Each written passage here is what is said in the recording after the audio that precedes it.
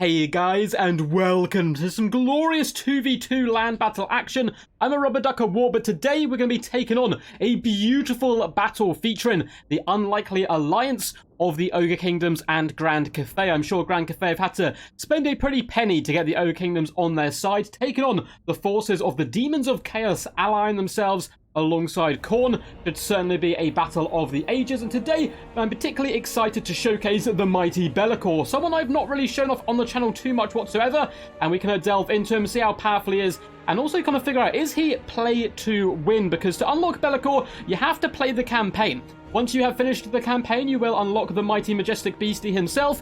But is he too OP for multiplayer? Let's delve into it. He does come with some very powerful abilities, items, and spells, with the Shadow of Shroud being a 40% damage resistance ability. Very powerful stuff indeed. He has the Dark Master for negative 40 melee attack, a powerful set of tools with the Law of Shadows, coming in with the Pendulum, Enfeebling Foe, and Occam's Mind Razor today.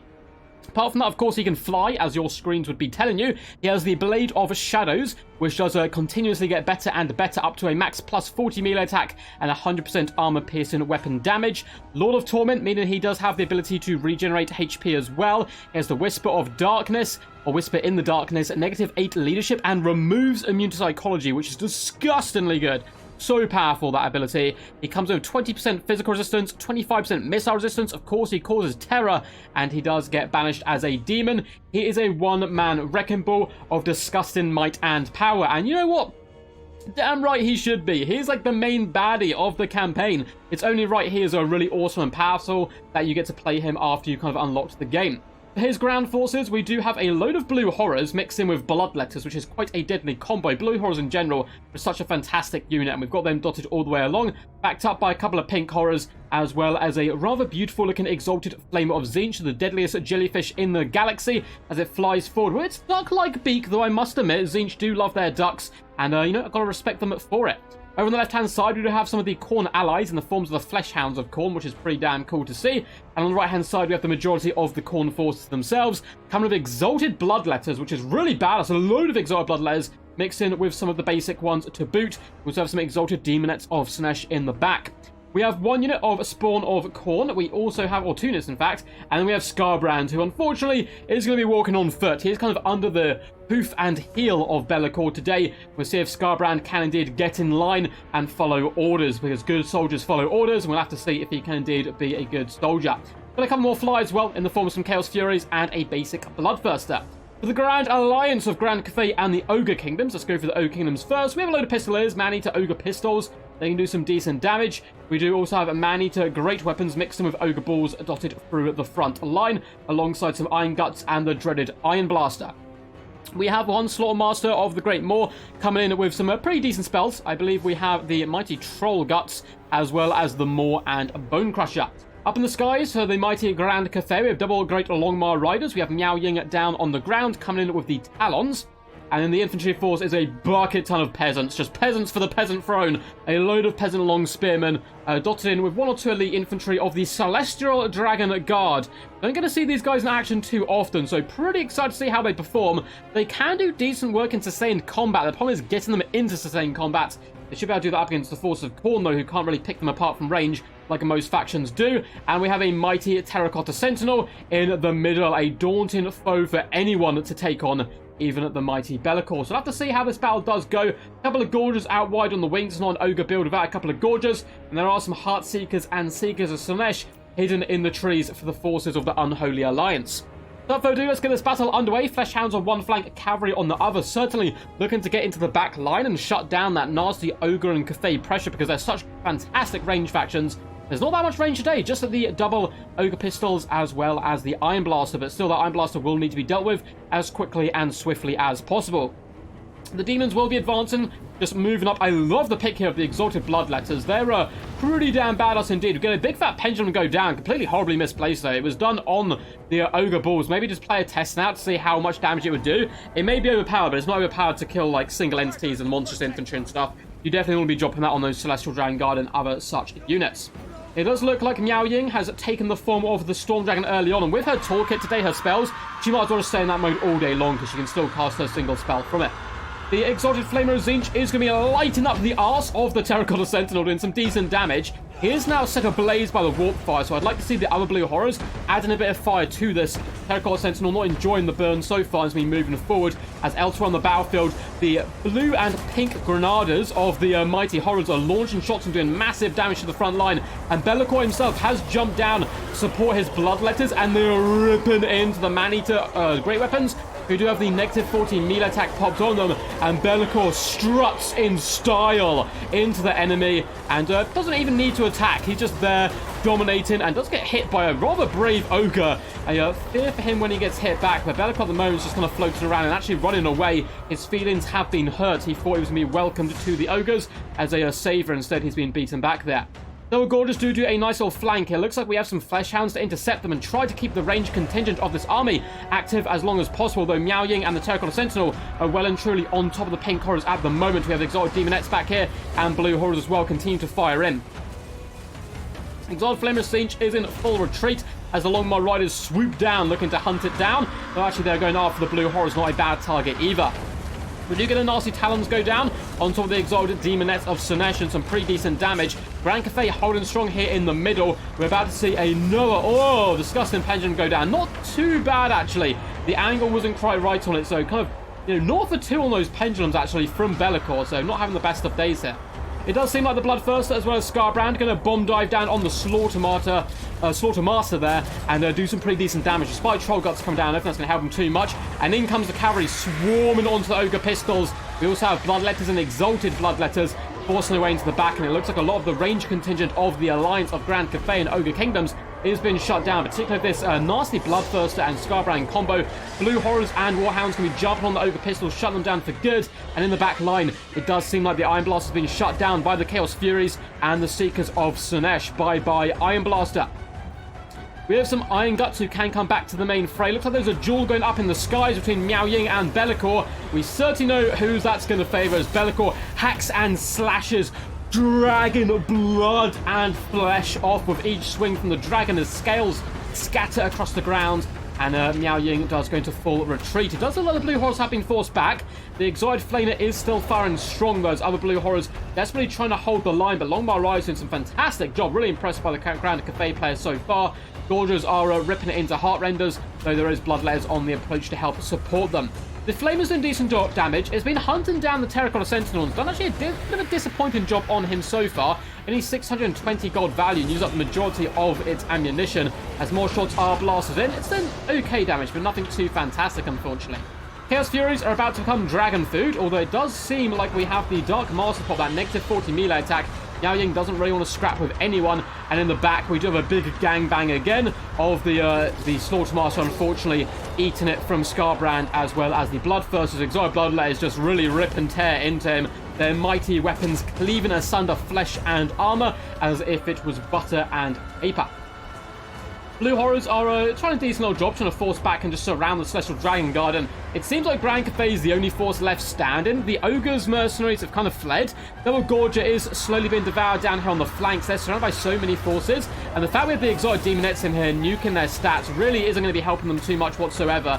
And Be'lakor, jumping in and just been a bit of a road boss. He's taken basically no damage so far, up to 42 kills. Pretty impressive work so far from the Dark Lord himself. The Man-Eater Ogre Pistols look to be repositioning a little bit. Great Longmar Riders going to be charging down in an attempt to assassinate the Bloodthirster, or at least protect their allied Ogre Pistols, who seem to have given up on life right now, and I do not blame them. You see the Bloodletters are doing a decent job, though they are getting jumped now and sandwiched between double Longmars. Grand Cathay player certainly not out of this just yet. The Iron Blaster has actually rallied, and it looks like the forces of evil haven't noticed this yet. And a big shot is going to go down range. What is he aiming for? Shots launching, actually going after Be'lakor, doing some decent damage with the Shadow Shroud on him at 40% damage resistance as he now hunts down yet another single entity, doing massive damage to the Terracotta Sentinel. I love that smoky orb around him from that Shadow kind of Shroud. That is friggin' epic, and that gives him that 40% damage resistance. He is going nowhere fast, and it looks like he's got an ally in Scarbrand, who's kind of walking to hill now and obeying his new lord, the mighty Be'lakor. He doesn't obey Khorne anymore. It is all about the big Dark Prince himself.